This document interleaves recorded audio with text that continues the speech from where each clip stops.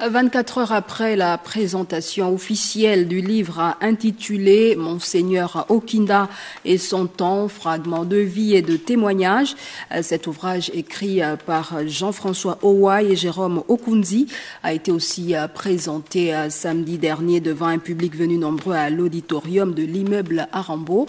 C'est un reportage de Cabrel Guilain Lemami et d'Arnaud Mengué. C'est une salle qui a refusé du monde lors de cette cérémonie dédiée à la présentation du livre biographique de Jean-Jérôme Okinda, l'ancien ministre de l'économie et des finances. Cet événement, qui marque le 16e anniversaire de sa disparition, s'est déroulé en présence de nombreux dignitaires et universitaires du pays. Ce livre, Jérôme Okinda et son temps, est donc pour nous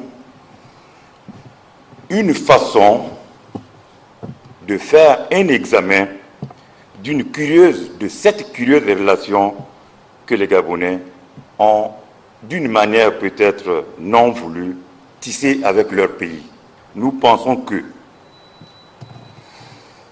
ne pas magnifier les exemples, c'est contraindre la raison à devenir une ombre, à dormir dans l'opacité.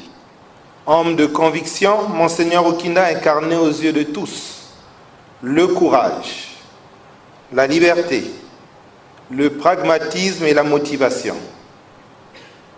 Tout cela, il est vrai, avec une réelle obstination pour une société plus solidaire, plus égalitaire et plus digne.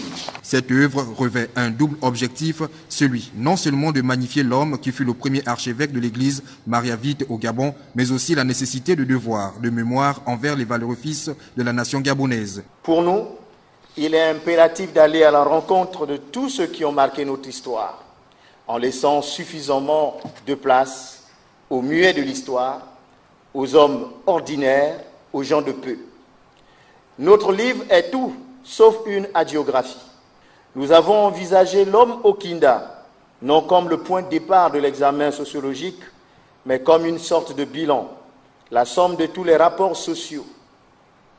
Notre fil d'Ariane, en conséquence, a été de retrouver, puis exposer les valeurs, les émotions, les manières de vivre, les désirs, les peurs et les joies de toute sa génération.